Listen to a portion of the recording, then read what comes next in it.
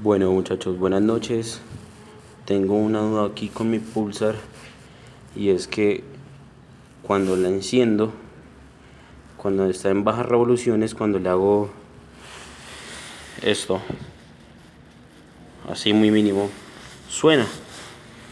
Quiero mostrarles a ver si de pronto alguien, tanto conocedor que hay, me puede ayudar con ese problema, con el ruido de la moto.